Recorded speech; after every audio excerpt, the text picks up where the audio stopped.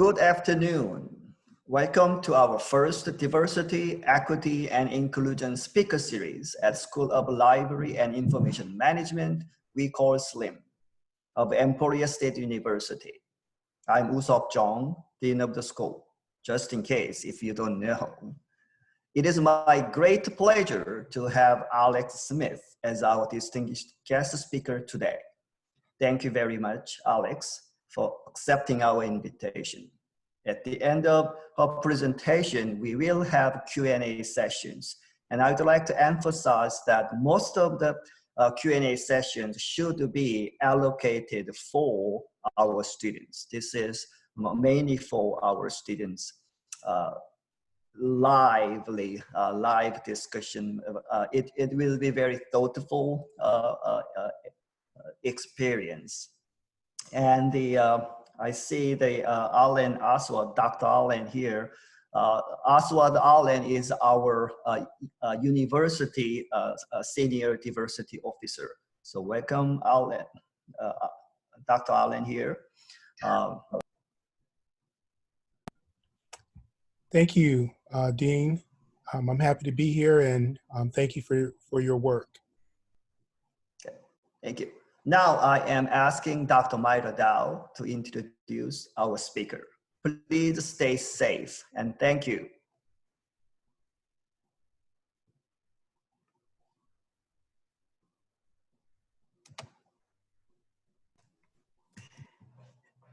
So hello everyone and welcome. I'm so happy that you're here today.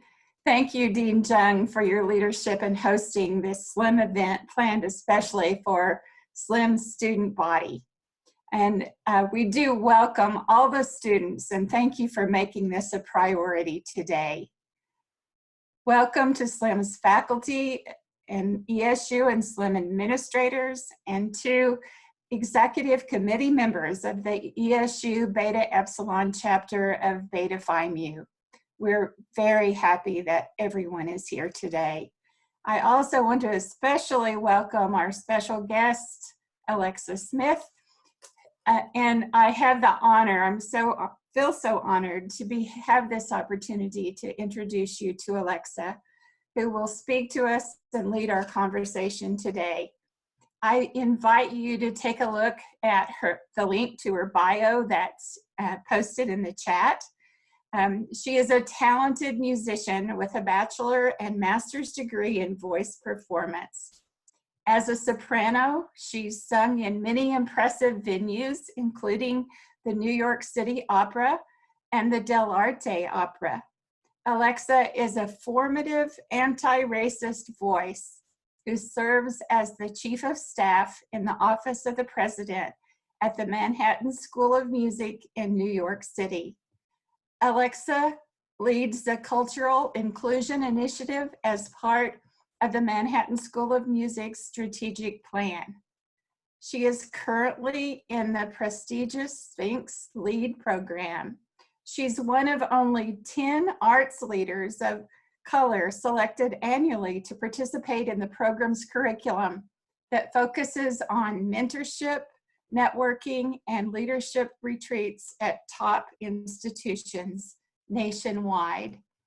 In addition, this summer, Alexa is a guest speaker and a teaching artist for Project 440, a nonprofit organization in Philadelphia designed to prepare young musicians to use their musical talents to transform lives and communities.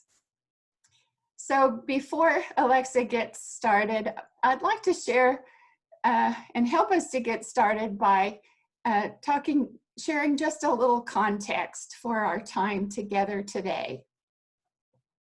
This summer, many of us have been involved in coursework. I always learn a great deal from my students. For example, Kristen Ramsdell, a current MLS student in one of my summer classes, caused me to pause and think as I read one of her assignment submissions this summer.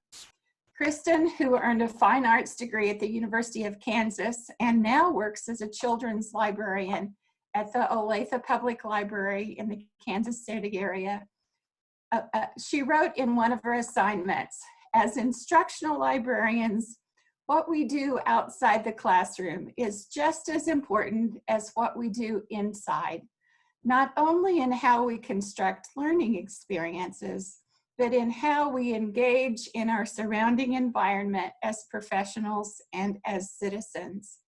We are not solitary sages, Kristen said, living in seclusion at the fringes of society, waiting for pupils to come to us from the material world in search of enlightenment. I could not agree with Kristen more.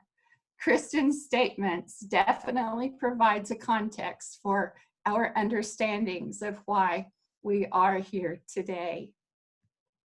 As you all know, during the past weeks, there has been and continues to be protests about police violence and systemic injustices all across our country.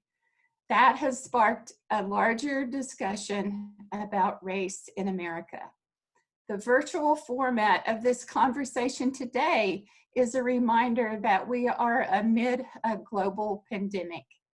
As of yesterday, there were 3,819,000 cases and 140,630 deaths in the United States from the highly contagious virus.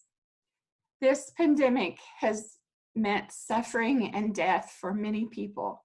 It disrupts our lives, and it has highlighted the racial and social inequities in the US and around the world. This is a crisis that cannot be ignored.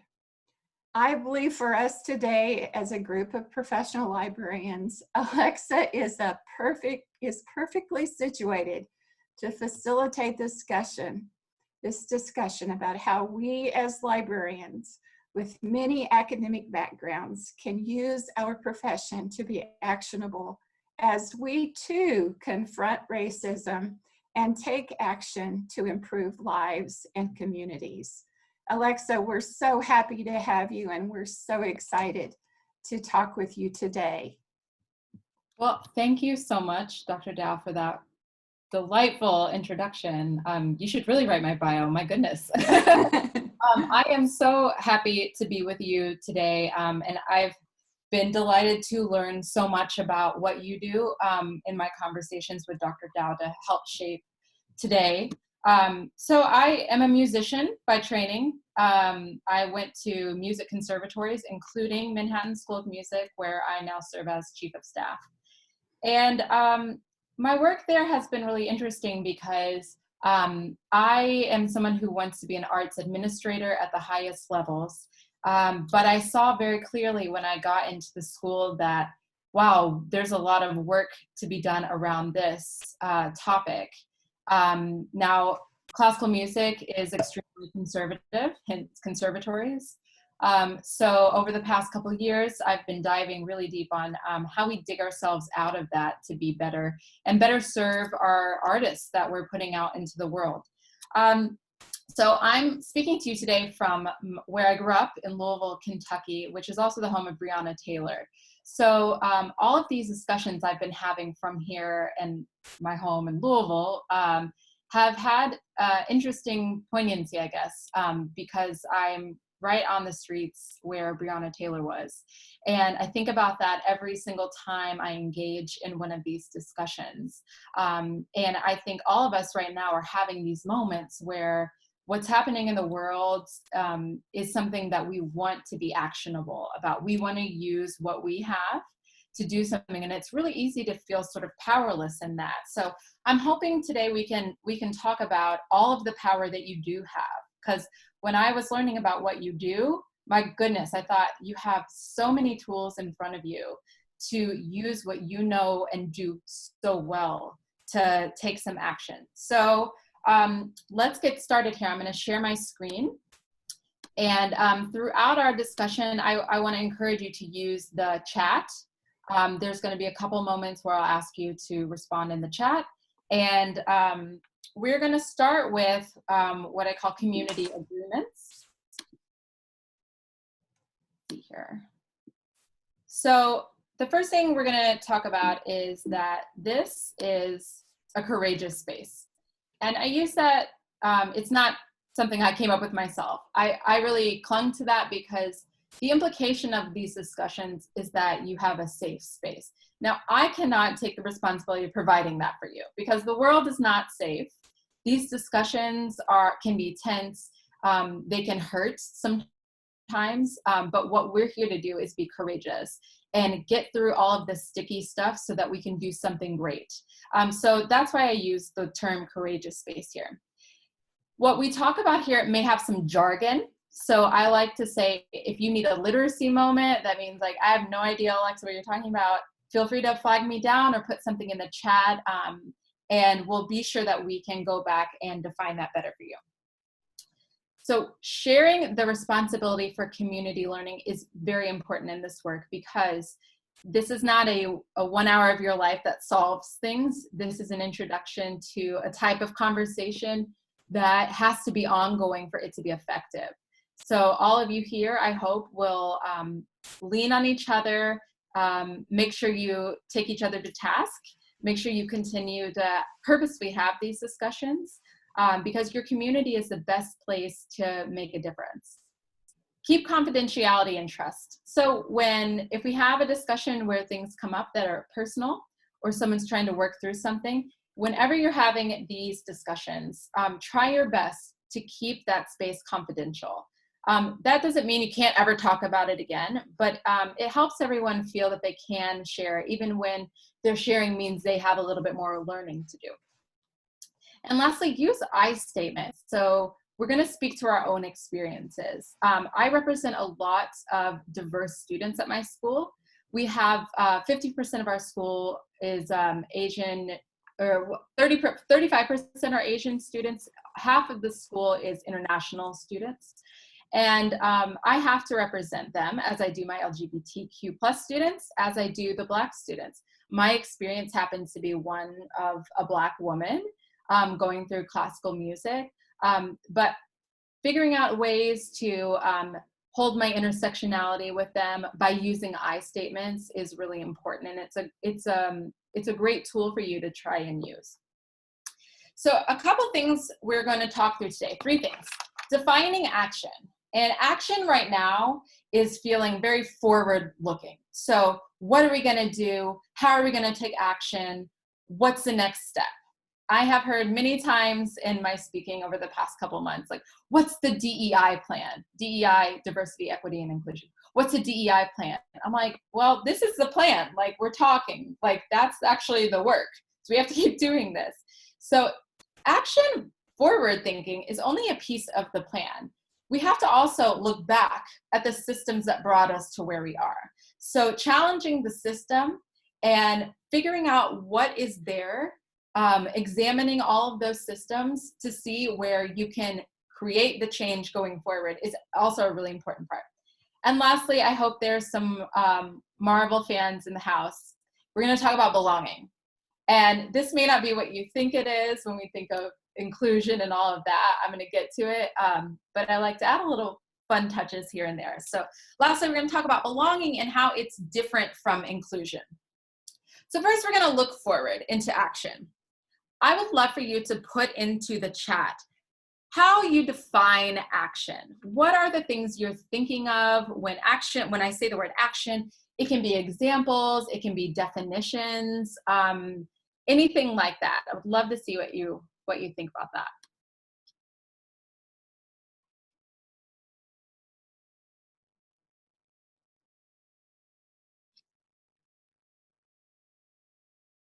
The opposite of passivity. That's a great one. Motion and movement, speaking out when you see something, a physical response. I like that one a lot. Learning by doing versus in my head. Something I can do to affect change, doing something, getting out of my head. Initiative to undertake change, not avoiding difficult conversations. Stepping beyond my experiences into someone else's. Great. Being part of change. I feel like it's showing what you've learned. That's a great one. Interpreting racism and microaggressions. effort and intentionality, verbs, I love that. Positive confrontation, exerting some type of effort, trying to understand others' needs. Behavior with some element of agency. Proactively educating myself, wonderful. Practicing how I will respond to racist comments. These are all fantastic. All right, so I'm gonna go back here.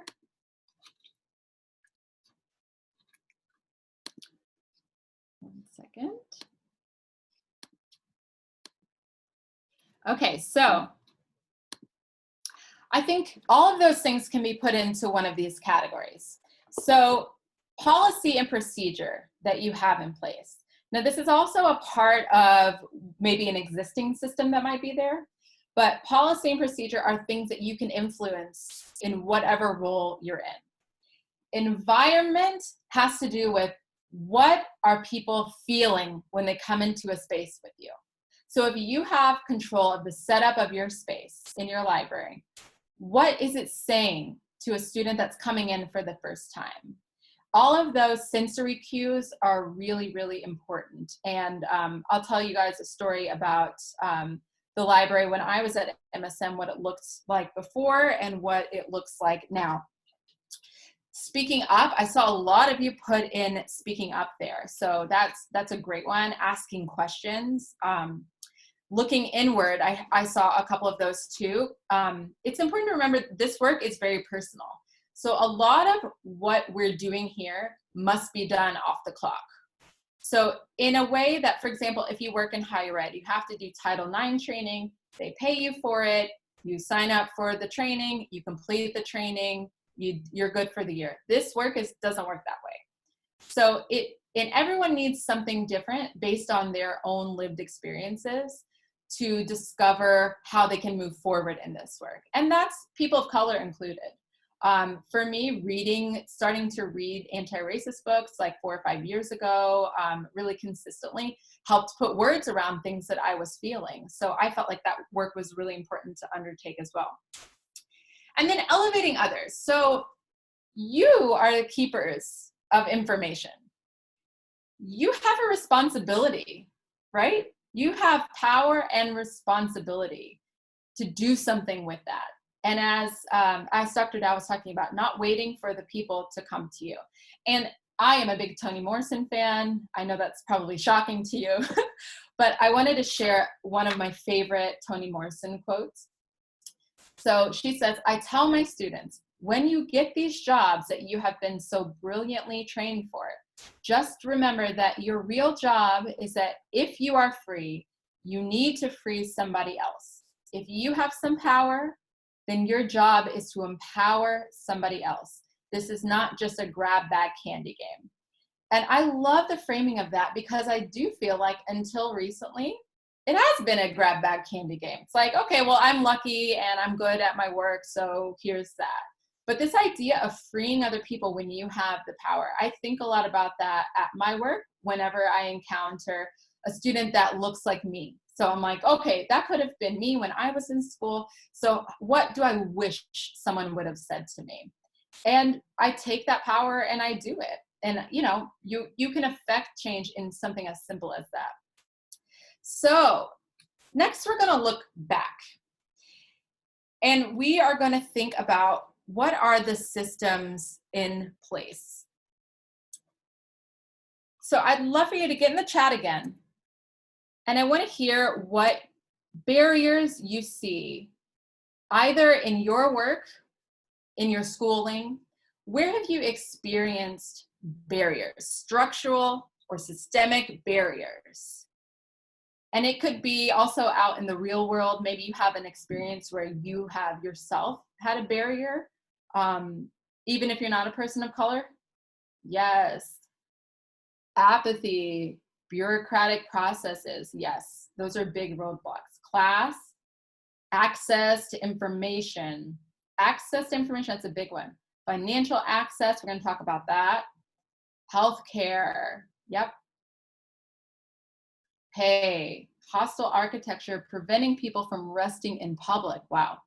Networking, languages, childcare access, promotions, heteronormative norms, great. Following strict rules, internet access, that's a huge one. Internet access is a big one, especially now. Location, these are great. Yeah. Professionalism, oh, I love that one. Yeah, what is that? What is that? Great. I'm gonna get us back to the slide here.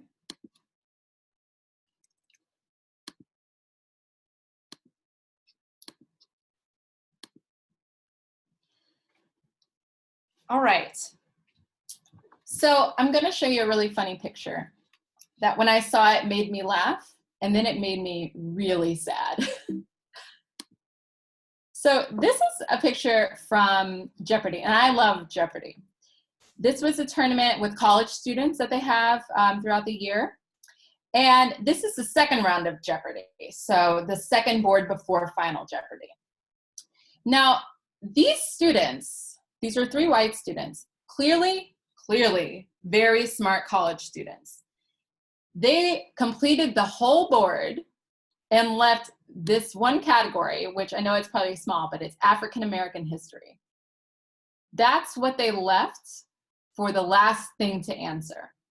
Now, I have to tell you, as a Black person who watches Jeopardy, I'm pretty sure the answer to the first question was either MLK or Frederick Douglass, because you know how those first questions are. They put them in there for you to feel good.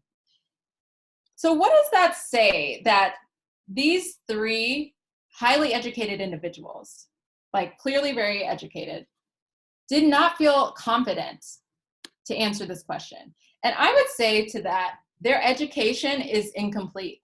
And that's a structural barrier. And I say that too because education is often used as one of the things that is a fix for racism. Like, oh, everyone needs access to education and then we'll be good. So I want everyone to keep thinking about that idea and how we feel about it as we go along. So this is just a quick definition. You may see others, everyone's sort of rewording things that for clarity out there. But structural racism is when various forms of racism intersect to predetermine life outcomes. This is why the idea of like a microaggression is really important because, as we call it, death by 1,000 cuts, all of those little things add up and end up predetermining your life outcomes. So where can we find structural racism? We already mentioned a couple in the other questions. Wealth, so that came up, and pay, someone said as well. So the median, and today I'm gonna focus a lot of our conversation about Black Americans, African Americans. When we talk about wealth, the median income for white Americans as of, let's say, 2 years ago, I think, was $117,000. The median income for a Black person was $17,000. So when we talk about wealth disparity, that's the disparity we're talking about. Like, it's not a joke. It's $100,000 difference median income. Now, of course, we have that big 1% at the top that has a lot of the wealth, but none of them are Black, so that's why we're not talking about them. Obviously, there are a lot of factors that figure into that, but those numbers are staggering. They're crazy. Next, education. So I want to come back to that idea of, is education the fix? Does it help? What does it actually do if we do give everyone access to education? Criminal justice. So Black men make up 50% of the American prison system. Black people are 13% or 12 to 13% of the population. So that disparity right there is, woo, that's a lot. That is a lot. We have housing, of course, the historical redlining that's happened in this country is still unresolved. And of course we have healthcare, and if you've read anything about the pandemic, you'll know that the virus affects Black people and people of color in general at sky-high rates. So I want to talk about the idea of race and especially what it looks like to be Black in the education system. And this is from the American Council on Education. They did a really great study. I encourage you to look at it. It examines people of color in higher ed in many different ways. Their analysis was really wonderful. So we're going to go through from applying to college to what happens after once you are making money. So as we said, 12 to 13% of the US are Black Americans, African Americans. Of the total US population, 44% of the US population earn associate degrees or higher. Of the 13% that represent the US population, 34% of those African Americans earn those degrees. Now, FAFSA, this is going back to our wealth, right? So 70% of undergrads apply or they complete the FAFSA for financial aid.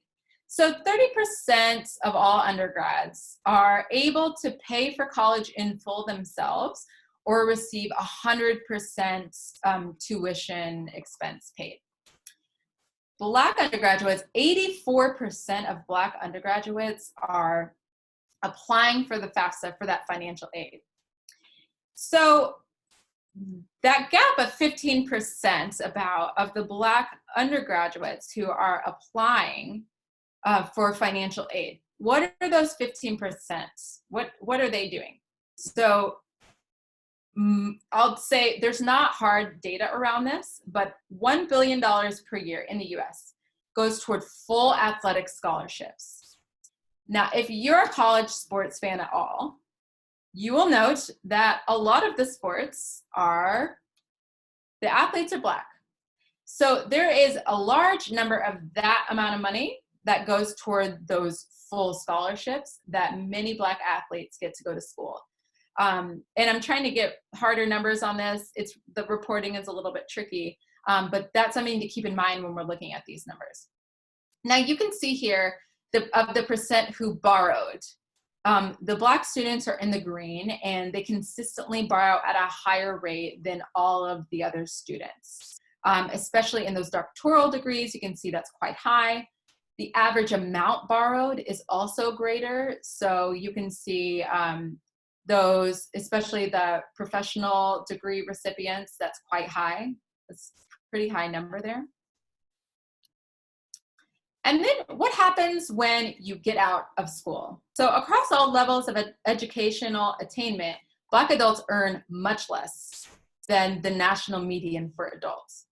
So I want you to look down toward the doctoral degrees and even the master's level. So you can see what you're earning as a doctoral degree student, $75,000, let's say. And now we got to go back here and look at what's borrowed. So if you look at the doctoral degree, remember you have 2 other degrees before you get there where you're borrowing. So when you get here in the median income is $75,000. Think about how much you're sitting on in debt now when you've been told that education is the thing that will get you ahead. So I want to leave that and go to belonging.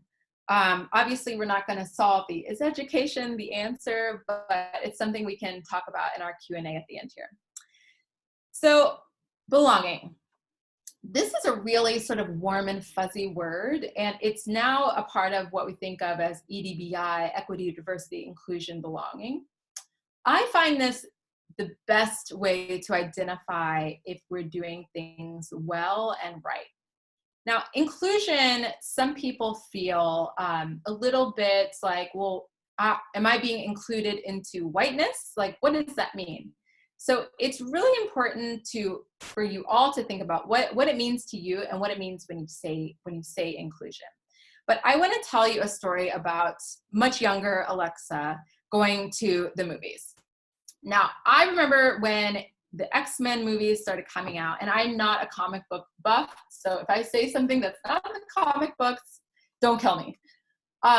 I loved these movies, and part of the reason I loved them is because I remember thinking like, oh, if my friends want to go as X-Men for Halloween, I can be Storm. Like I got something I could be. That's great. You know, for much younger Alexa, I felt really, really good about that. However, as I got older, I'm like, I mean, Storm is very cool, but like, it's really just her. And also it's Halle Berry. Like, is that really like, that's where we get to be here? Like Halle Berry? That's like aspirational, sure, but that's not really like what we should all be aspiring to be. So when this wonderful movie came out, Black Panther, I went and saw this movie 3-4 times at the theater up in Harlem. And I was like, man, what is it about this movie? And I realized that because it is a place where it now fits in the whole scene of the Marvel movie world. So I may have in this movie, I have Storm, in this movie I have someone over here, whatever. But I always have Wakanda. And like not everyone fits into Wakanda, which is kind of cool. And not only that, when you see the poster, you're like, ooh, I could be her, I could be her, I could be her. This is subconscious things that go through our head. But that feeling of a place where you belong in the grand scheme is something that's meaningful. It's why this movie was really meaningful to a lot of Black people who were not necessarily into these types of movies before, but they saw like, oh, not only am I included in the series, and like Storm is included, but these people are really being themselves. They're bringing their whole Blackness to the comic book world, like all of it. So it is not inauthentic. It felt very real, even though you're in this fantasy world. And I imagine for a lot of white folks, that's how X-Men feels to them in some ways with the white characters. Like I personally never felt that way. So being able to have a place where I did feel that way was really, really, really interesting. So inclusion and belonging are different. But for me, I think of inclusion as leading the tools that lead you to a space of belonging. So inclusion, it is an invitation to join.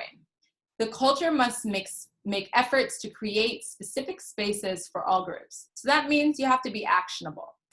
On the other side, belonging, you don't need an invitation. I didn't need an invitation to go to Wakanda with those people. The culture created prioritizes everyone's belonging. Inclusion is integrating principles within your day-to-day culture and throughout business processes. And belonging is everyone brings their full selves to work or school without question. So I want to see what examples of belonging have you found, have you come across, and what did they look like? What are some examples or times when you felt like there was a real sense of belonging, whether it felt like it was an effort or just sort of natural? So go ahead and stick that in the chat.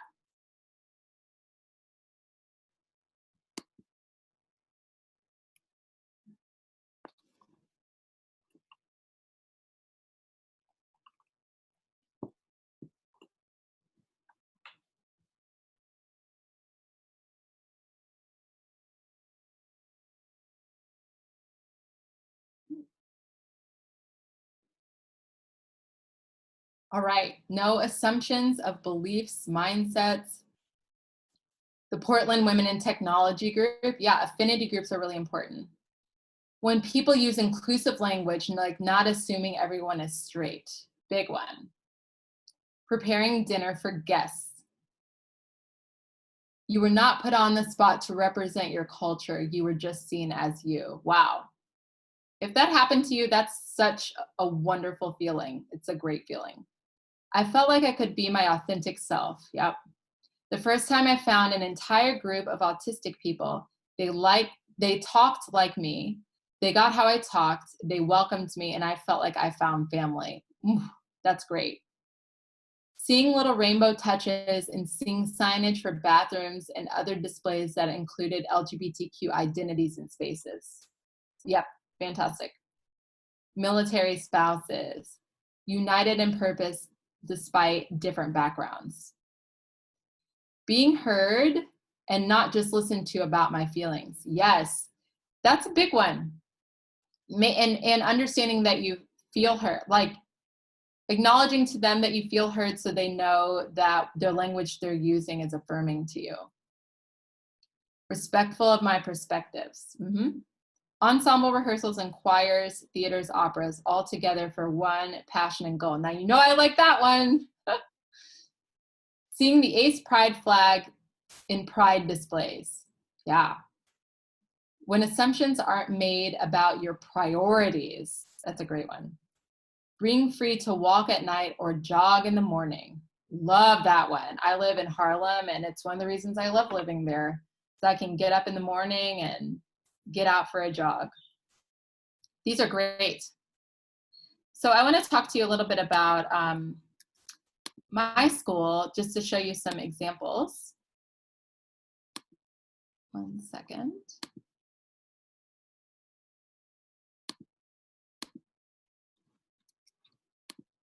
Okay. So this is one photo that's on the library website at MSM.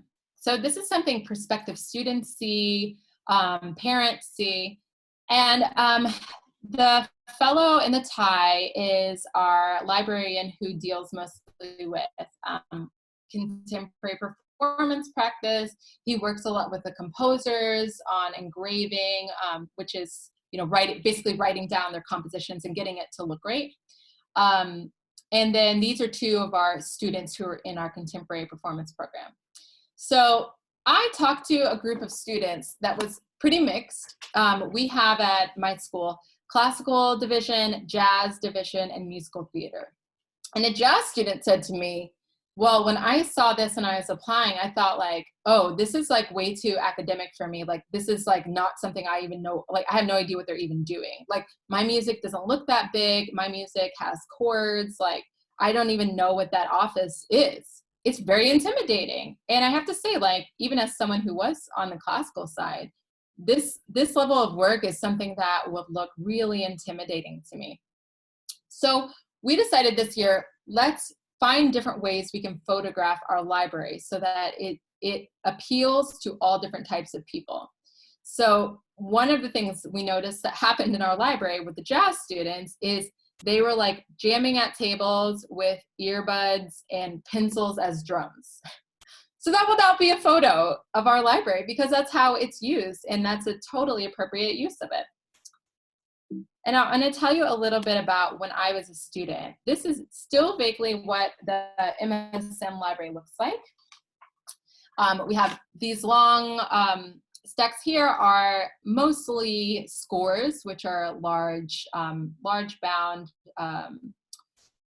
thematic musics or operas, things like that. And we have little study stations off to the right. And then we have a couple display cases, of course, where we can put things in, and we've obviously diversified it. You can see Evita and cats there for the musical theater people. But when I see this picture, I am taken right back to being a student because you can see this statue, this bust on the right here. That is Anton Bruckner, who is the composer, European composer from the, I think, late 1800s, early 1900s. Huge orchestral conductor, very heavy music. And the first time I walked into the MSM library, that's what I saw. And I remember as a graduate student, I didn't really know any of Bruckner's music. So I asked, like, who is that? And the librarian was like, who's Bruckner? It's like, I'm sorry. And I felt really stupid. And not only that, but I felt like, wow, there's so many of these white European composers from this era that I don't know. And so that must mean something about my education. Then later, I entered an opera competition that was for, it was for any artists, wasn't for artists of color specifically, but they had a requirement that you had to sing a art song by a Black composer. So that had to not be a spiritual, which is different. This was more poetry set to piano is typically our definition of a lead. And I didn't know any Black composers of classical voice music, not one. So I went to my voice lesson. I asked my teacher, you know, I've just got to learn a song for this competition. Like, what should I sing? She's like, oh, I don't know any songs. So, okay. So I went to my repertoire class and I asked my teacher, and he also had no suggestions. He said, I think maybe Scott Joplin wrote something. Scott Joplin, of course, wrote the Maple Leaf Rag, and he does have some art songs, but I was like, okay. And after going to yet another professor who didn't know, who worked in the library, didn't know where, he sort of pointed me to an anthology, but I had no idea what would even be appropriate for me. I finally did that thing that we all hate, which is going to the one Black professor. And I didn't know her at all. I didn't have any class or anything with her. And I said, would you mind helping me? And she sat down with me for an hour and gave me about 30 options that would be good for me. So that is the power of a space, because that isolating feeling, and like, I had gotten into Manhattan School of Music. It's like one of the best conservatories in the world. And I still doubted myself that I deserved to be there based on these experiences. So I tell that story a lot to students and faculty so they understand the impact of small things. Like, you don't know Bruckner? Yeah, I do know Bruckner now, by the way, and I still don't like it. So I wanted to share that as a way of for us to sort of wrap up and think about what we can use our spaces for and how we can take more action. So we're going to do a little conclusion here, but I want you to start sticking your questions in the chat because we'll have some time here. So some last things I want to leave you with as takeaways. Look forward while also looking back. I think it's really great to see so many people swept up in the movement, and I've gone to a lot of protests here, and it's wonderful to see so many new faces to movements like these who don't know the chants and things, and you know, they have their little cards, and that thrills me beyond belief. But it's also important to make sure you're taking an equal glance back at what is there that needs to change and what got us to that point. So examining barriers, the structural racism that we talked about, policy and procedure, environment, all of those things. Free others with your freedom. Don't forget Mother Tony. Very important thing to keep in your mind. And I encourage you to think about that every day you walk into work. Use inclusion practices to create belonging. And lastly, understand that this work is personal and often off the clock. You all have wonderful resources on your websites that have articles and books and videos, and I saw all kinds of great stuff. So if you feel like you don't know where to start, your school's already giving you quite a lot there. And you're lucky that you have someone who is leading this effort at your school that you have to go to. A lot of small schools don't have that. So that's a really important part. So with that, I would love to open it up to questions from you. And I really thank you for this opportunity to learn from you and to share things. All right.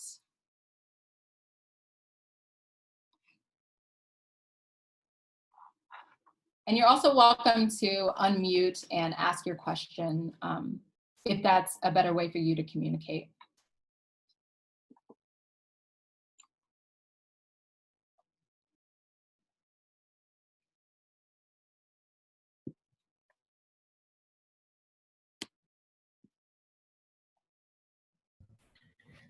Hi, I'm Malia. It's really cool to be able to talk to you because my undergrad was also vocal performance and music education. Fabulous. Yes, so I'm like been fangirling this whole time. I'm just like, what? But one of the questions I have is, I am the picture perfect stereotype. I'm a middle-class white woman. I've done the classical music, I've done library. So what is it that I can do in my position to be a good ally and to build that sense of belonging and inclusion because I know I went to school in Billings, Montana. Okay. the entire time I was doing my degree, we had one girl who was Black, and I think we had 2 people who were Asian, and everyone else was white. Mhm. So how can I, in my position as either a librarian or a musician, build that sense of belonging? Yeah, so that's a wonderful question, and I just want to acknowledge that is a challenge. What things came to your mind while I was going through the presentation? I'm curious what things were sparking in your mind, because I'm pretty sure they're there, right? Yeah, do you mean like in terms of ideas or? Yeah, ideas. Definitely, I think it's when I was doing my student teaching, because I was a music educator, we did a part of music history where we specifically spoke about Black composers and artists. We talked about jazz and stuff like that, and I remember we were the first ones to tell, this was with 6th graders, we were the first ones to tell one of my favorite students, who was a little Black girl, about segregation. She didn't even really know about it, and she's like, "Are you serious?" And we're like, "Yeah." And she's like, "That's stupid." And I was like, "That's the one time you can say that." And you're right. Yeah. Yes. I would say that's exactly the right direction, because I think one thing we're doing this year at Manhattan School is every performance that we do will have a Black creator as a part of that performance. So normally we have about 800 performances. Of course, this year is a hybrid year, so we will do a lot of streamed performances without audiences, a little bit more creative.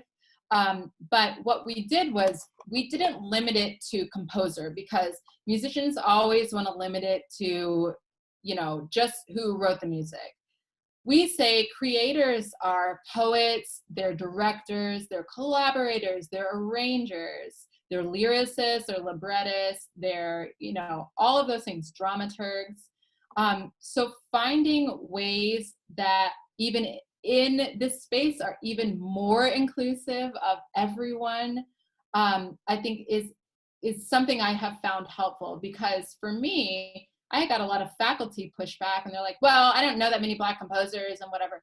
They're like, "Okay, well, how about a poet? How about Langston Hughes? Like, I'm gonna throw you just a real low ball there. Like, literally anything. Be creative." So perhaps you could come up with a series that is outside of Black History Month, that happens all the time, where you invite someone in to read or do some sort of performance. I mean, honestly, right now, like, even though we don't have a lot of performances, we have so much access to amazing folks, because everyone's sitting at home, as I am now, and able to communicate in a different way, so you have more access to people. But I think you're on the right track there, and identifying like where the shortcomings are, or the educational gaps are, and finding creative ways to fill that as well.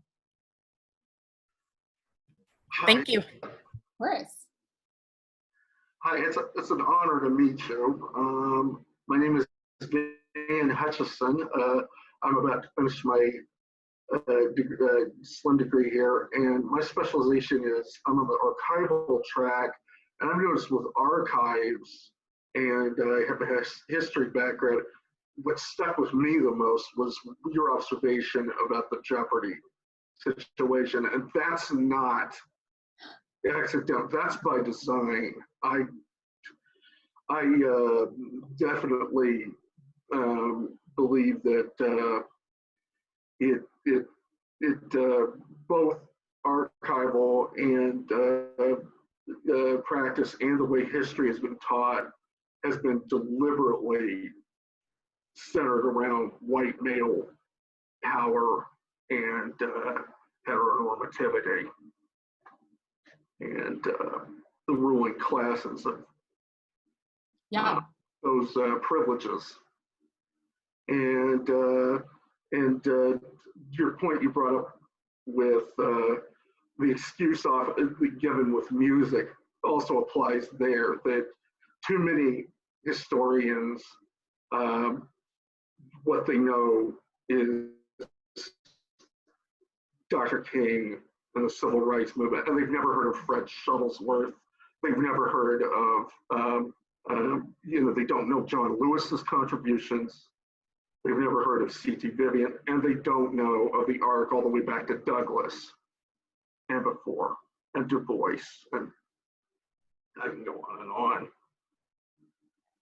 Yeah, you're right on. And, I found that sort of predictable that was sort of left there. And apparently, once I started reading about it, it happens all the time on that show, that's typically what's sort of left over. And even a lot of times they let the clock run down. But it is by design, and also feels like a place where you have to have expertise. Like, oh, like I'm not African American studies, like as if it's like not a part of just like regular. That's what they did. That's what's been done, in fact, since 1968. Other than Dr. King, Rosa Parks, and the Civil War, and it was the way it was taught. They would always mention it with the Civil War, and then skip the Rosa Parks and the Dr. King and the I Have a Dream speech, and otherwise just white narrative all the way through. That's right. I see Jennifer has a question. Currently, I'm a high school teacher as I work toward my library certification and teaching American literature. I have had students repeatedly complain that everything we read in school has to do with race. Jennifer, can you tell me what types of things you're reading when they say that? Well, I'm trying to remember. Part of at least the junior curriculum, we used to read Huck Finn. We haven't recently. That's good. But Lorraine Hansberg, Raisin in the Sun, the kids in the past, because it's kind of a thing I think that builds up for them, because they still read Mockingbird. And I'm trying to remember, it's other things too that they've read over their years that then they start complaining, and it's like, oh, everything has to do with race. And it's because it's an inherent part of our society and of our country's history. But yeah, I mean, I think even just hearing that out, like everything has to do with race, it does, but that's only because it's unresolved. We can't, in some ways, we can't avoid it at all because we're spending so much time avoiding it. Yeah, exactly. Yeah, and even, I mean, I love Raisin in the Sun is wonderful. I wish I'd read that in high school. Huck Finn to me is extremely traumatic to read as a Black person, and I can't imagine in high school. And even Mockingbird, it's it's not from a Black perspective, so like the empathy you end up feeling is more for a white person. Like I don't, right. Like when I reread it, a couple years ago, I thought like, well, I didn't really need to let her feel this way. But I think that's those are conversations you can have too. Like, who is meant to feel what from these stories? That's why I think Raisin is a really good one, because different people feel different reading it. The impact Exactly. is so different for different people in all the best ways. Let's see. That was great. Thank you, Jennifer. Let's see. How would you recommend librarians work with educators, teachers, faculty to incorporate information to make our history, her history, our history more complete? Yeah. Okay. So I have a lot of opinions on this, because I think librarians should be working with provosts of schools. I don't know if I think that's sort of like not a popular opinion in higher ed, but I think it's really essential for that voice to be heard at that level, because the provost ultimately will shape the curriculum and the learning outcomes for the whole school. And without the voices from people who are collectors of the information, organizers of the information, there's going to be things that we miss. I mean, certainly in my work with this creators initiative at Manhattan School, I'm super dependent on our librarian to make sure we're equipped, we have enough resources, and he's able to tell me honestly, like if he's having trouble with finding something, or but without knowing what we even have available to us, I can't even get into curriculum at all with faculty to work on completing these education gaps, because they are very incomplete, and it's not, it's not just music, it's everywhere. Aswa, did you want to add something? I love that question. I just want to say thank you. This has been a building block experience. I think you presented the information in a very clear and succinct manner for all of us to take away different concrete items, do our own work, and begin building those relationships and strategies going forward. The librarian and the role of a librarian is super important because that person serves as the conduit to your learning, what you're exposed to, and how your mind and thoughts are being shaped. So I appreciate what you're doing and the seeds that you're planting for us to consider. That was it. Thank you. Thank you. That's very meaningful. Whenever I'm have the privilege of spending time with anyone who leads this work at their institution, I just want to give you a big hug because I know it never ends. It never ends, and we're constantly pushed to keep reshaping how we think. I mean, none of my presentations are ever the same, and this was a real delight. It's all I can say to work with Dr. Dow on this. And you all asked some amazing questions. I thank you so much for engaging in great conversations. And just as we wrap up, I just will tell Christy, it's never too early to start Toni Morrison. That's what I'd say there. So I think the clock says that we must stop, although it's very difficult to. This is just, the time has flown by, Alexa. It was so good. You did a terrific job of speaking to us directly, of helping us to think very carefully about what it means to take action. And I want to say to the student audience and everyone else that, again, we're so glad that you made this a priority today. I have a list of resources that I would like to put it on the screen, so they'll be a part of this recording. And this is certainly a short list, but an important list, I think, because there's a link there to the ESU series that's going on. And then there's also several links that will connect us to AASL, or the American Library Association's statements about racism and discrimination. And some of you might already have discovered these and have them marked, but if not, this would be a really good time, I think, to do that. And so I just encourage you all to continue this conversation, take a leadership role in making it happen in your life and your community, and stay positive and stay connected, stay healthy. And thanks again, everyone, and bye for now.